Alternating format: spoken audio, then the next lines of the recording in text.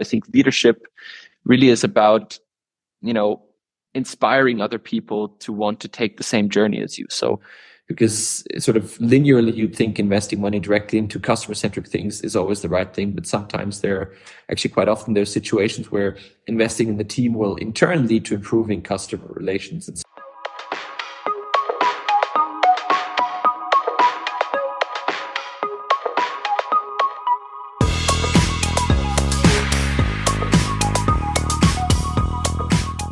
One thing that you firmly believe in, but most people would disagree with you on?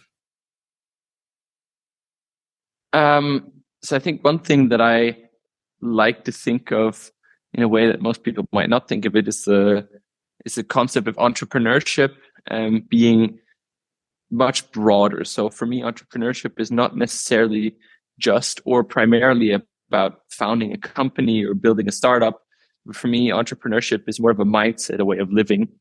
And I think I try to sort of incorporate that into a lot of the things we do here at Start and beyond. But I think this is something that maybe most people wouldn't necessarily intuitively agree with, but maybe also hopefully I can be able to convince them also in this podcast of this. Can you give one example of what being an entrepreneur or entrepreneurial at Start Global looks like? I think being entrepreneurial really is about the way you approach a situation, a problem, having to do something, about being resourceful, being able to figure out problems yourself. I think one thing that we try to implement is something called our 2-minute rule. So really, if you have an issue, if you have a problem, before you start sort of asking everybody around you in the office to help you, like we have this rule that, okay, first 2 minutes, you basically have to spend trying to find it in our internal databases, trying to maybe use Google Chat AI Assistant, something like that, and really sort of be resourceful and try to figure out the problem yourself. And obviously, this is on a very sort of micro scale, but I think if you don't get the small things right, you can't get the big things right. And so that also then translates into bigger things. Like, for example, at our conference, once we've designed and planned everything and we start building things, it's possible that things go wrong there too, and that we need to improvise. But if you've learned how to be resourceful, how to be creative, how to fix the problem, and then that tends to be not as big of an issue. Very cool. Thank you for sharing. And I love that 2-minute rule example, something I think I need to start implementing with the organizations that I'm involved in. So Slice of Mentorship is about mentorship as well. I wanted to ask how central is mentorship to the mission of Start Global? I think before we dive into how it's central, I think it's important also to highlight that mentorship is a term that can be understood in like different ways. And I try to conceptualize it in 2 different ways and integrate both into our daily routines. For me, I think one of the 50% of it is really mentorship on an organizational level almost, so that it's not just about knowledge transfer, but it's really about a support infrastructure for people joining the team, for people having tough times, for people working on things that they might feel are over their sort of capacities, and really having a support infrastructure that helps these people grow on not just a professional, but also a personal level.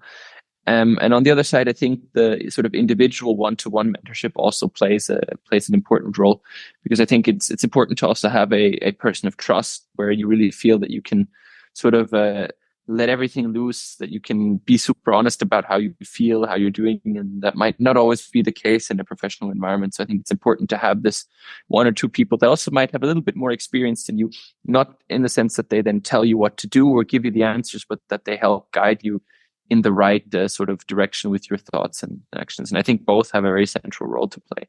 And in terms of how that sort of exists in our day-to-day processes at Start Global, I think one of the things really is sort of our knowledge database being fairly broad. And obviously this is a continuous project to improve it, but really having a broad database of knowledge that's also sort of available, but where we also have people that are able to help guide you through it. So it's not just that sort of, here you go, figure it out yourself, but that there is this sort of breadth of knowledge and breadth of tools also that there is onboarding videos that maybe have been recorded a year or two ago that are still in use, maybe even if the people aren't in the organization anymore.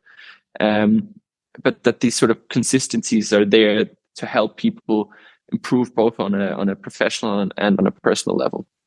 And then we also try, and as soon as you take on responsibilities that are beyond just your routine tasks, that are also related to leadership of teams and maybe entire departments, that you have somebody in some sense that acts as a mentor. And this can be an alumni, this can be some industry professional, this can be a startup founder. So it can be many different types of people, and it depends very strongly on the needs of the individual person in the specific situation.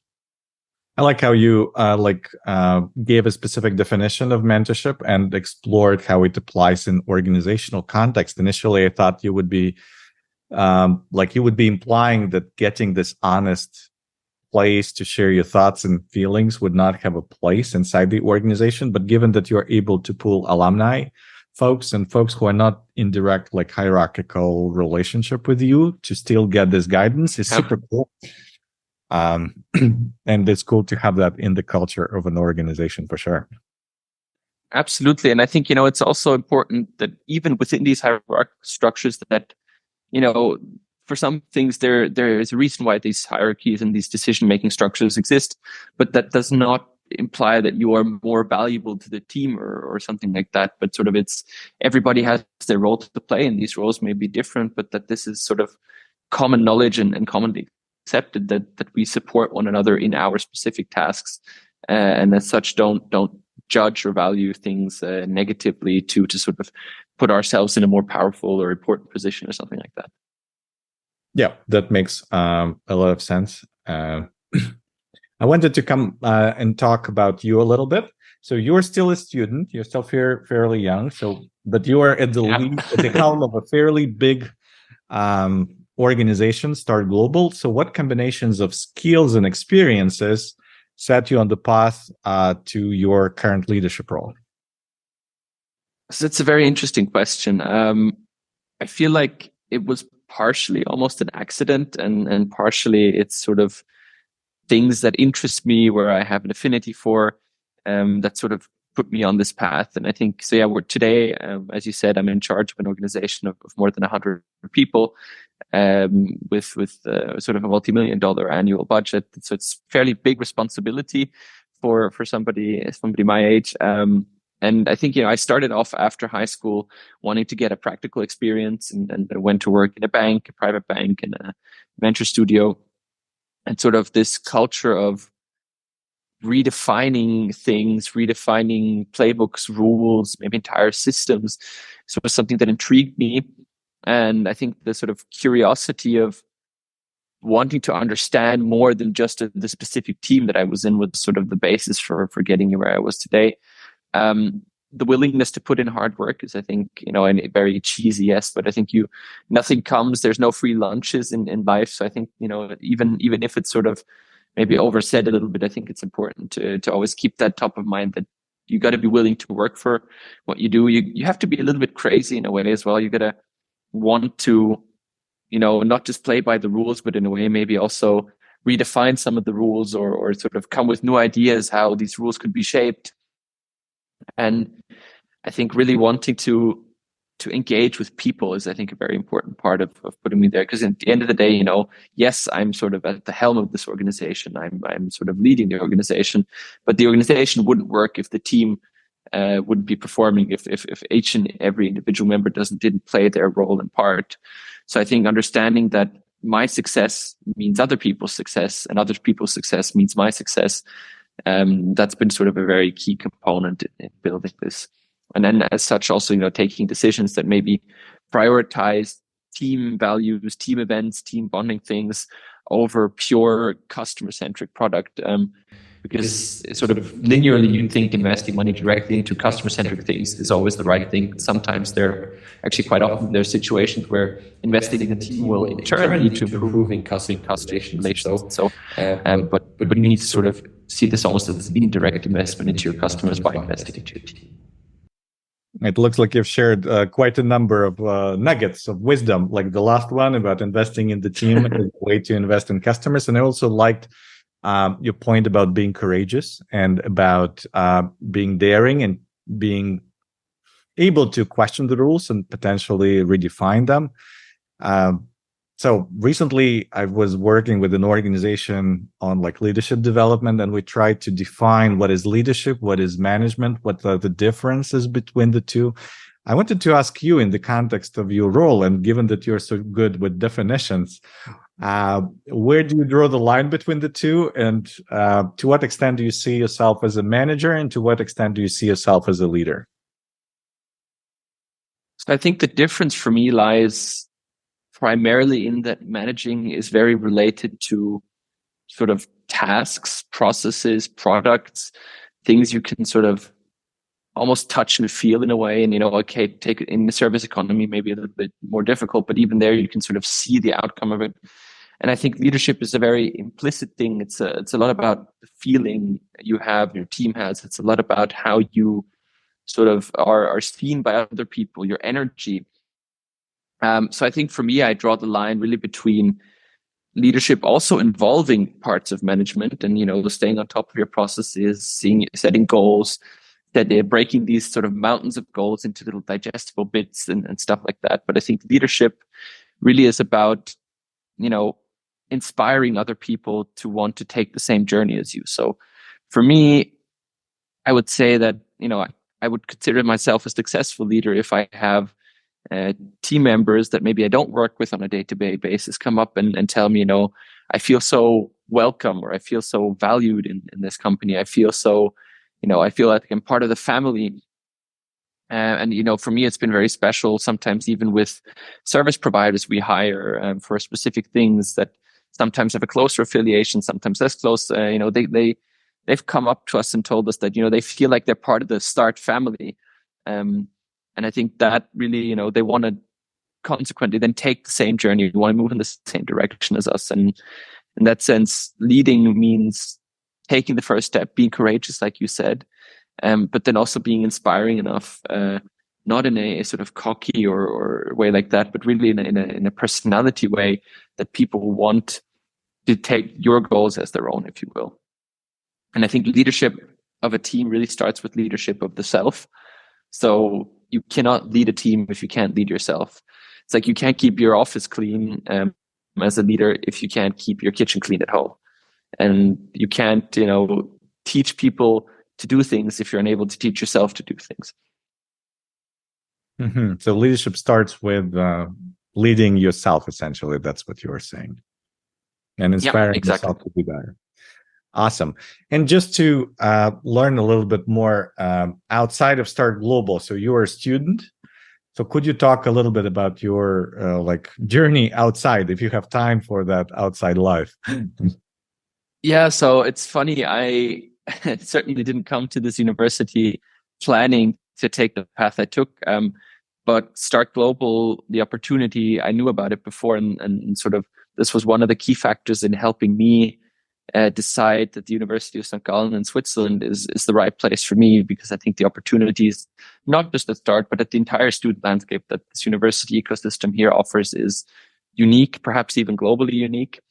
But so yeah, I'm a student. I study economics. I'm in my slightly, shall we say, elongated bachelor. So I'm taking a little bit more time than your standard bachelor would, but working more or less full time on the side. So for me, it's really 5 days a week.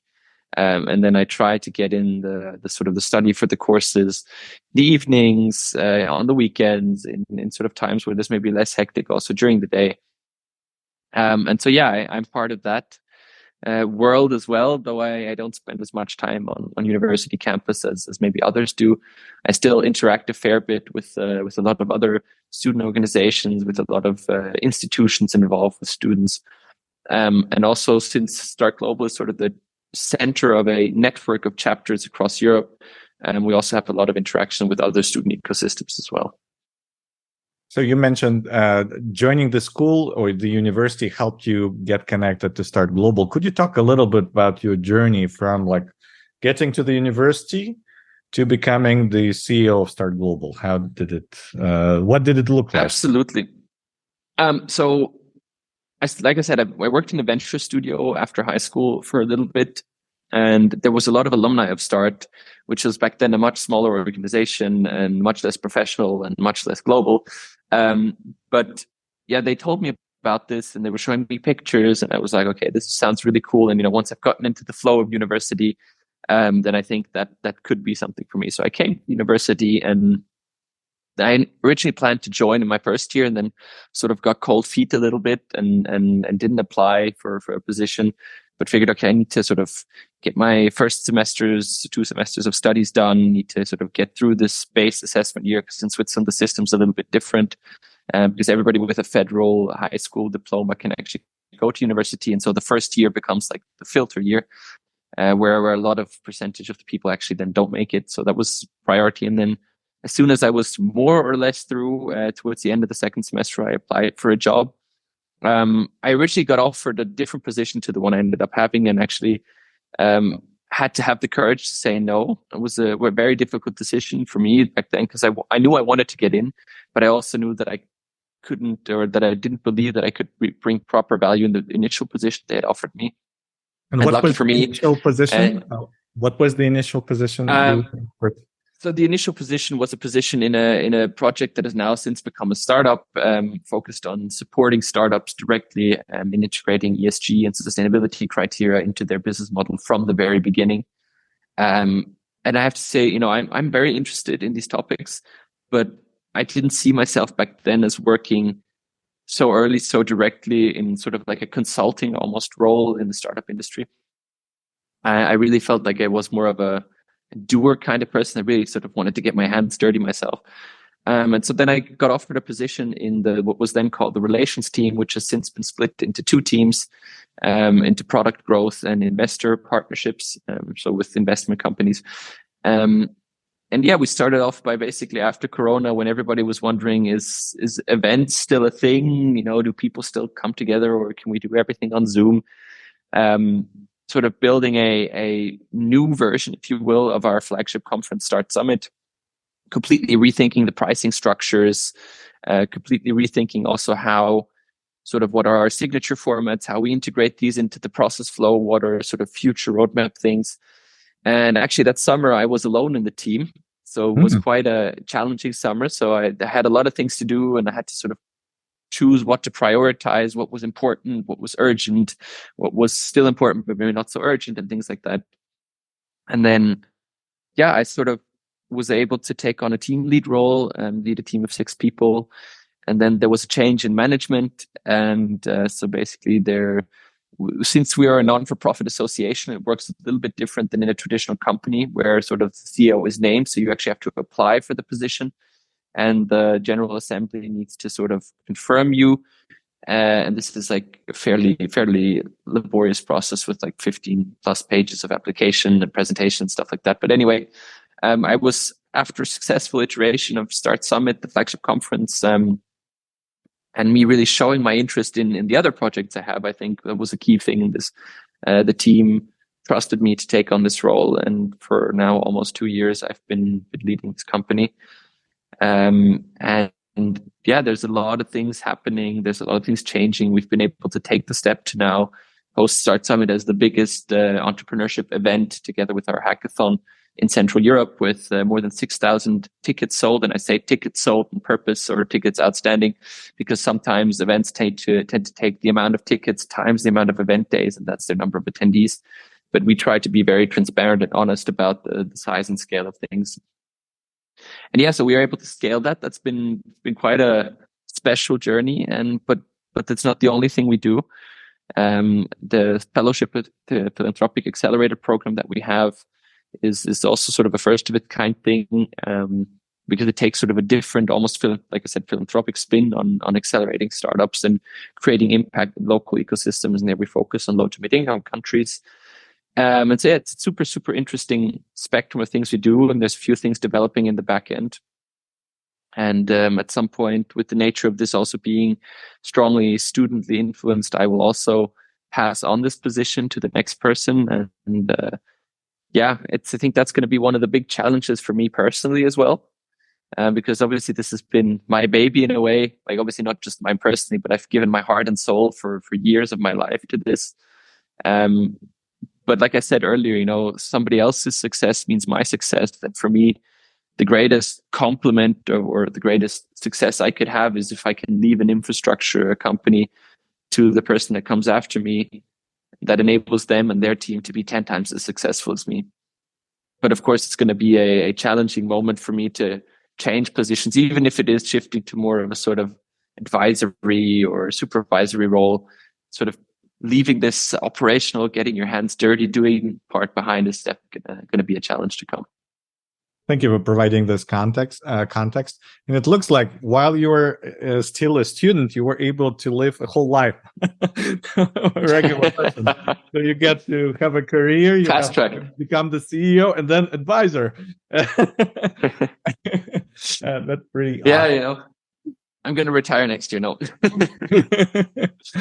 So no, but I mean, it's. Yeah. I was just going to say it's been a special journey. Oh, for sure. So you mentioned this journey. You talked about this. So having lived through this journey, is there a specific insight or learning that you've acquired that you wish you would have had from day one with Start Global? I guess there's a few things. I think the first thing that comes to mind for me is that you don't lead or you're not heard by being loud, which is sort of very counterintuitive. So a lot of people think that, in order to be heard, in order to be respected, you need to be the loudest in the room and you need to be seen the most. And for me, it's actually almost quite the opposite. Silence is powerful. So the people that I tend to almost listen to the most, especially in management meetings or so, are the ones that are not talking constantly, but that chime in every now and then, but are very, very on point with the way they say things. I think the second thing for me would be the importance of managing your time, because time is in the end the most valuable resource you have, and being able to draw boundaries while still being super efficient and driving ahead sort of and being successful. I think you need to be able to, manage a calendar, to put it really simply, block times for certain things, prioritize what needs to happen when.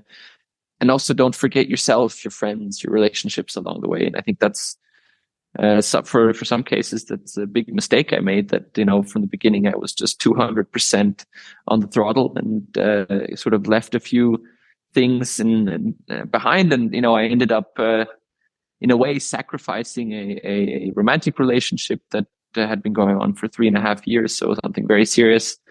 And, like I said, it's a big sacrifice because I gave up something. And sometimes I wonder if that would have had to be necessary or not.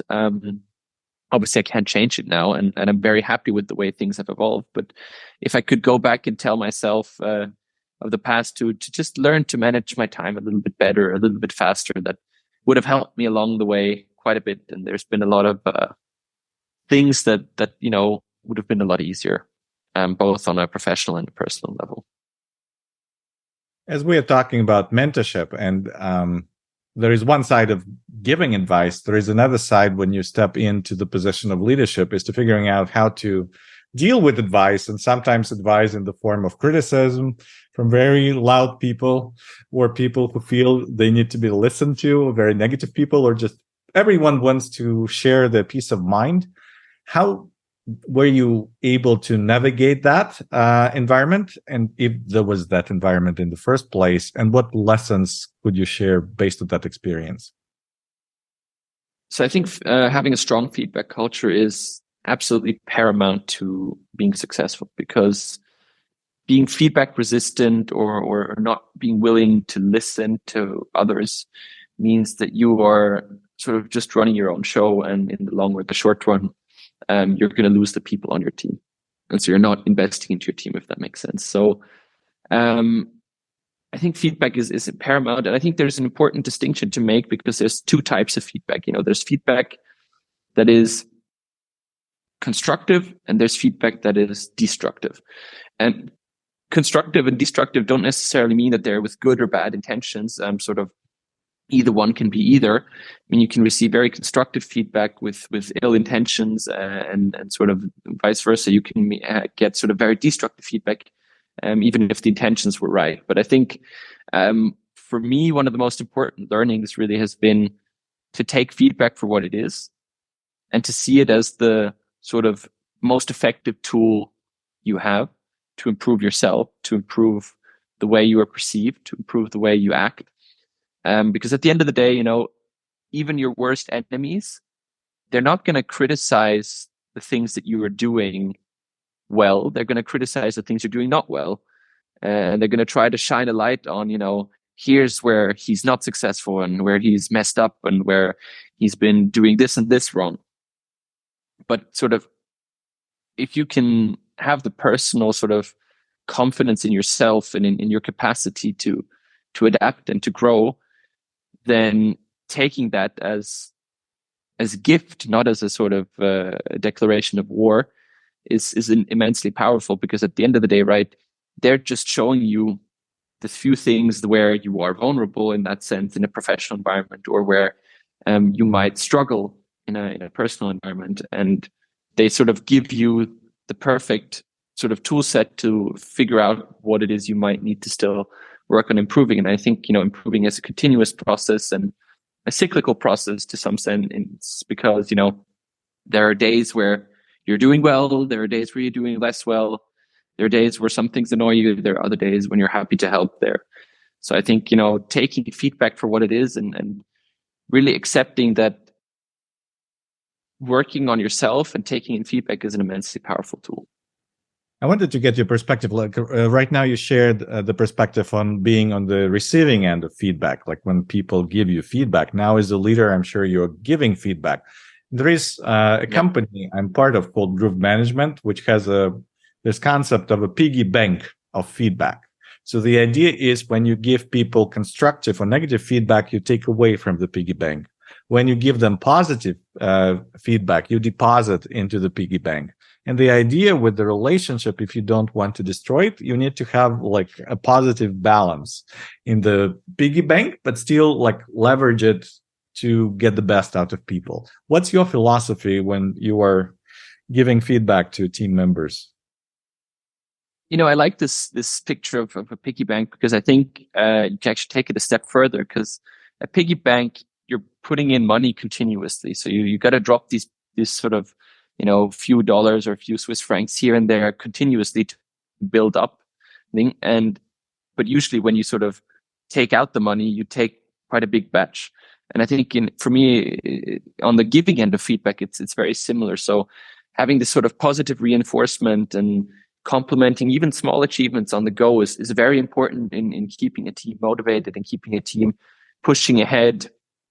And, you know, and again, making a mountain of tasks digestible and sort of tackleable, because once you've achieved something, if the first thing you see is the next task, it can be very tough to keep yourself going sometimes. But if you have somebody who tells you, you know, even if it's just a small thing, brilliant job on that last email you wrote, it's a small thing, but it pays into the relationship. And then I think it's very important on the flip side to give feedback in a very controlled setting when it's constructive and negative. So in my experience, giving ad hoc feedback with strong negative connotations, be that in a Slack channel, WhatsApp communication, an email, or anything else, or in person, is usually not very effective.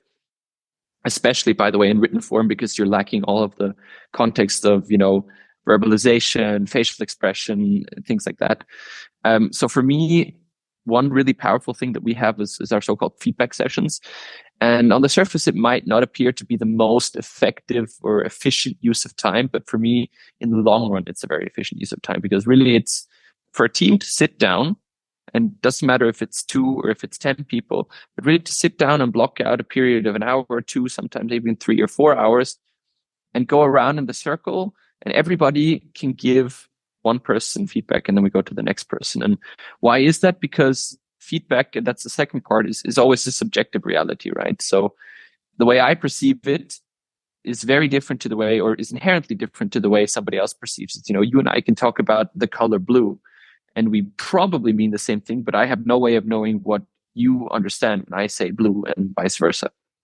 And so if you have sort of this common denominator across 6 or 7 different perspectives, that something you're doing is maybe not perfect, then that is a much stronger indication than if just one person tells it to you. And it also sort of, because you know that it's in this very controlled setting, it's much more easy to digest. And the final thing is we have a very strong framework on how to give feedback. And this framework basically is composed of three things. The first is sort of an analysis in the subjective perspective. So, I have, in my experience, it's been like this and this the last few weeks and months. And I have seen it as, but really on the emphasis that it's my subjective view.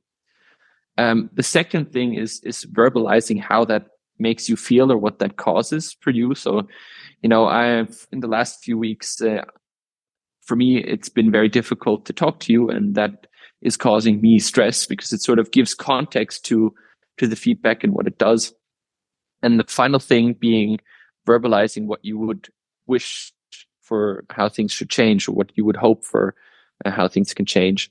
And really to sort of the written rule, it's not an unwritten, but it's really a written rule for us, is that under no circumstances in these scenarios should you tell somebody you have to or you are doing this, because that would place it as this sort of absolute reality, and that's usually only a way to get into confrontation and not into constructive dialogue. And I love that example that you are giving and your experience with that. Just to clarify the format of those feedback sessions. So you have like 4 or 5 people. How exactly is everyone getting feedback in them? Like, what's the mechanics of the conversation? So it's actually literally up to 10 people, and we'll usually we can do this over dinner or things like that, or lunch or so, and we'll really sit down and block out a period, and then usually the leader of the team, and again, this is back to the topic of leading, starts off by reflecting. So in my case, with my management team, I'll start off and reflect on, okay, in our last 6-week cycle, we do this about every 6 weeks or so. This and this has been the case for me. And, I feel like I was maybe able to incorporate this and this feedback well. I'm struggling here. These are things that have been tough for me. I'm basically setting the scene with self-reflection. And then basically we'll literally go around in a circle, and first person to my right, to my left will be, using this 3-step feedback framework of subjective perception, what that causes or what the reaction is, and what you would wish for change in the future. Go through that for everybody in the room, and then you can move to the next person. And this is quite time intensive.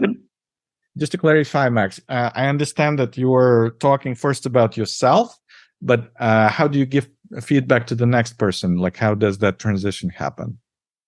So basically, I start reflecting on myself, and then the person to my right gives feedback on me, and then the next person gives feedback on me, and we go all the way around until everybody in the room has given feedback for me. And that's then you my switch feedback to the cycle. next person. And then you switch to the next person, and then you go through that for every person in the room. And then by the end of it, usually, in my experience, I've not had one session like this where anybody has walked out and been like, okay, this has been a waste of my time. Even the super hyper efficient team members that always want to, optimize for efficient meetings, that are, ahead of time, always like, do we really have to block this? And I have so many things to do. Where sometimes, again, you need to be very hard on, yes, you have to do this, and yes, this is expected of you. But even these kinds of people will walk out of those sessions with some insights on themselves, and also feeling sort of relieved because they've been able to verbalize some things that might not be as easy in a one-on-one context. Again, this sort of one-on-one context is very important as well, and having these personal relations that we also talked about in the mentoring setting, they also translate into, I think, the setting between colleagues. So it's super important to have a relationship where you feel you can approach somebody and talk to them about it, but giving this sort of very harsh feedback on things that might really be difficult, about coworkers' attitude or his way of communicating or things like that. Those are usually, in my experience, better done in a very controlled setting. I love it. And thank you so much for sharing those details. Again, I'm stealing your ideas, and hopefully our listeners. Please feel free. We'll do the same. I wanted to talk a little bit about the organization now, and I looked at the website, and it says working with young founders. So we can interpret young founder in many ways. Again, today is a little bit of interpretation and definition of words. Could you talk a little bit, how do you define the term young founders at Start Global? So for me, I guess, historically speaking, and also where more than 50% of our clientele is really young founders in the literal sense of the word. So founders that are young in age. But for me, on like a management level, or a leadership level, sort of both, I think it's important to conceptualize again slightly differently, slightly broader, to really think of this as people at the beginning of their founding journey. Because especially in, say, industries like medtech or biotech, it's usually people that have worked in research, that have, maybe done a PhD, which takes 7, 8, 9, 10 years, that end up building these companies, right? And there's nothing wrong with being 30, 40, 50, maybe even 60, 70 and wanting to build something, wanting to do something, wanting to be an entrepreneur, wanting to be able to try your hand at building some form of company or product. And as such, I think we try to design some of our formats where we're not as closely tied to certain criteria that are linked to our funding sources. We try to conceptualize it as a very broad offering that really enables everybody who feels that they would like to dive into this ecosystem, and that they have an entry point at sort of with our organization. And so you'll see that very strongly at Start Summit and Start Hack. Also within our community of our direct chapter network, but also sort of our broader network. Our fellowship program is slightly more narrow because the current funding source, foundation, so a legal foundation, as foundation in the legal sense, is supporting us monetarily, and they have very clear criteria on where their money is allowed to be used. So there, the program is really focusing on founders under 25 years from low to mid-income countries. And it also makes sense there because those are the ones that also maybe, because they don't have families or so yet of their own with kids, that they have an opportunity to try and build something. And if that's successful, that creates economic value for the region. It creates value for them on a personal level, for their families, kids, parents, etc. And it also creates sort of jobs and impact in local ecosystems as well as on a global scale if they're successful. Thank you for providing this clarification. And you mentioned different programs and different opportunities. So could you talk about a typical journey, or not necessarily typical, but what can a person who wants to be, who has a startup or wants to launch a startup and they start engaging with your organization, what does a journey you envision or would like to have look like? So I guess you can think of an entrepreneur's journey as being linear in an abstract sense, right? You start with an idea, you build your first MVP, you raise some first capital, then you need to start to professionalize, then you maybe raise in a proper round, then you need to build a proper company that also then has things like a cap table, and then professional investors come on, and then you can progress either to an M&A buyout, to an IPO, or to some other things. And for us, I think on an abstract level, we're trying to build an organization that supports entrepreneurs from the point where they're toying around with their first idea to the point where they are ready for VCs or professional investors to come on board. And right now, I think you can conceptualize it that we have sort of our hackathon, which is an opportunity for you to try out ideas, or also our Start Summit conference, where you are just exposed to the entire ecosystem. So like I mentioned, we have high school students and things like that, all the way up to pensioners coming to these events. And so that's maybe your first touch point. Then maybe you start building your first prototype during the hackathon. Then the fellowship is our segment where we really support founders directly from getting from sort of this early funding / MVP stage to the raising a first sort of round stage. And then we're currently working on a few more things in the back end to cover that last little segment, or actually quite big segment, getting to the point where you're ready for professional investors. And that's not at the point where I can share too much yet because it's still sort of in development. But yeah, I think so for a person who maybe is at the beginning of their entrepreneurial journey that has an idea, that is maybe looking to raise some first money, find a co-founder. I think there's a lot of different access points. So there's obviously the Start Summit, which is our main big event, but we have a lot of community events. For example, we work with Forbes in our Central European region to put on 4 events, 1 per quarter. We do a lot of campus events here in St. Gallen and across Europe with our chapters. We have a series of Road to Start summits, so events leading up to our Start Summit, and we want to start building that for Start Hack as well. So really, the easiest way is, if you're unsure, even just to ask. We have lots of emails and sort of chatbots and things like that are constantly monitored. So if you have an interest, then just ask, I suppose. But yeah, the first touch point really would be where you either start building a proper prototype at Start Hack, or within the context of Start Summit, maybe gain a first exposure. And then for talents, again, from low to mid income countries, you really have a direct program to support them.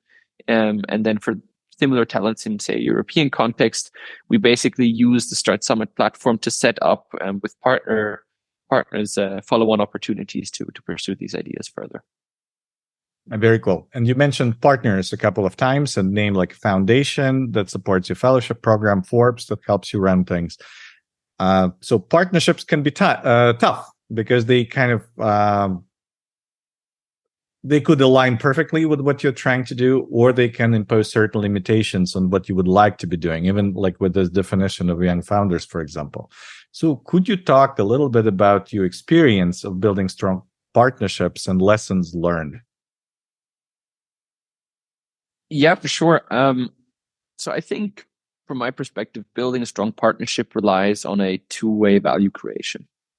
So partnerships really implies that, and that's why we don't use fundraising or sponsoring as the term for this team that takes care of this, by the way, in our company as well. But really, it's about building this sort of street between us and a company, a government organization, an NGO, whatever it may be, where they can deliver value in some form and we can deliver value in some form. And for us, the non-for-profit initiative, obviously the monetary component always plays some degree of a role, but it's sort of a very central aspect that the money that a partner invests isn't sort of abused for, I don't know, paying for the holidays of the team for 3 or 4 weeks a year or something like that. But it's really about, giving also transparency as to how the cost structures work. So for example, cost covering clearly for us is implied that, hey, if you're building a booth, then this means that you have to cover the costs of the booth, plus a small fraction of the costs of the big things that don't have a partner, like, for example, a stage at the event. And so for me, sometimes you have a partner that aligns very well, and those partnerships are very, very easy to maintain because you have the same goals, you see the path there, and both are sort of on the same vibe. And then you have sort of, obviously it's a spectrum, but on the other end of the spectrum, you have the very difficult partnerships, which I think are when you are sort of in need of something that the other side has, and they sort of have a lot of leverage on you. And, in our case, often this can end up being a monetary resource because, again, non-for-profit initiative, very close to a zero always. And sometimes, you just need to have the courage to say no to a big brand in your industry, to a big name that, might also have been a big monetary contributor for reasons that, can range as far as, them not being willing to pay a big enough ticket and this sort of compromising the relations with other partners, to their values not aligning with us, to their, ways of acting with their customers maybe not being something that we can stand for. So it's also always a little bit of a sort of walking the line on a cliff kind of deal where, that there's a few things you need and want, but sometimes you also have to say no, but also sometimes you have to say yes to controversial things. So, it's okay. We try to put ourselves as a very neutral platform where we want to enable people also to engage in discussion, dialogue in very maybe untraditional ways. And so companies that might typically be associated with polluting maybe are also a big investor in sustainability because they've realized their business model is not sustainable. And that makes for a very interesting discussion, for example, from my perspective, just to give a very tangible example. But yeah, so from my perspective, a strong partnership really means you need to have a sort of foundation of trust and you also need to be aligned on certain values and goals. And you need to understand that this is a two-way street. So to give you a concrete example from our current cycle, there's a few, but there's one I'm thinking of in specific, companies that obviously always want to be on stage.